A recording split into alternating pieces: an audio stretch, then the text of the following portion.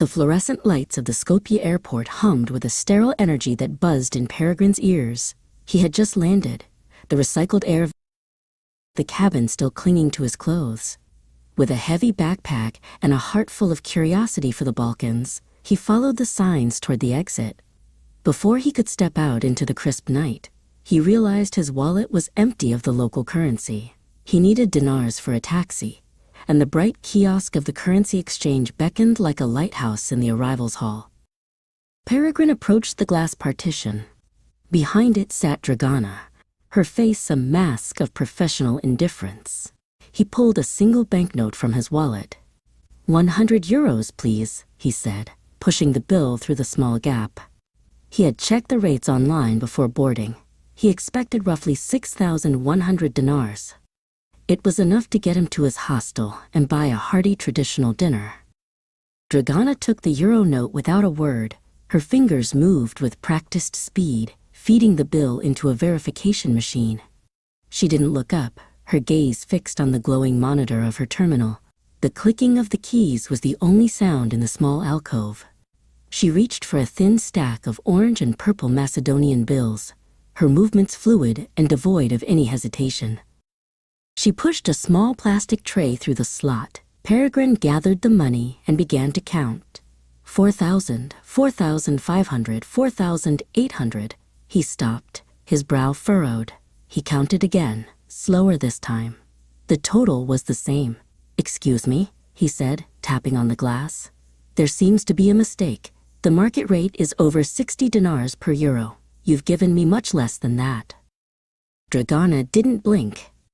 She pointed a manicured finger toward a small laminated sheet taped to the side of the booth, partially obscured by the frame. In tiny, cramped font, it listed a service commission and a massive airport convenience spread. "The rate is posted," she said, her voice flat. "The transaction is processed. There are no refunds once the receipt is printed." The moral weight of the loss was hidden behind the shield of a predatory, yet technically legal contract. Peregrine walked away, feeling a cold knot in his stomach. It wasn't just about the 20 euros he had lost. It was the realization that the very gates of the city were designed to trip the newcomer. He felt a burning sense of injustice. He knew that legal and right were not always the same thing. Determined not to let it slide, he pulled out his phone and began to draft a formal complaint to TAV, the company that operated the airport. Later that evening, at a quiet cafe, Peregrine opened his laptop. He carefully detailed the encounter, mentioning the obscured signs and the exorbitant fees that targeted exhausted travelers. As the operator of this airport, he wrote to TAV, "You have a responsibility to ensure that your concessions do not engage in predatory practices that harm the reputation of North Macedonia." He hit send, hoping for a spark of corporate accountability. 2 days later, a notification popped up. The email was from Branko, a representative of the airport management. The tone was cold and clinical. "We have reviewed your claim," Branko wrote. "However, the currency exchange is a private entity.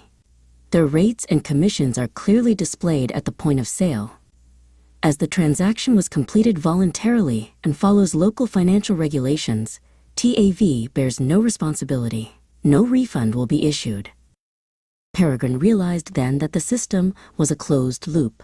The exchange booth paid the airport for the right to be there, and the airport protected the booth's right to overcharge. It was a partnership of profit over people.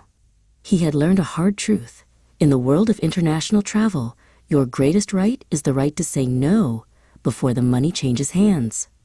Once the bill is through the slot, the law often sides with the hunter, not the prey. As Peregrine returned to the airport for his flight home, he saw a young traveler named Luca approaching the same exchange booth. "Wait," Peregrine called out, stepping into Luca's path.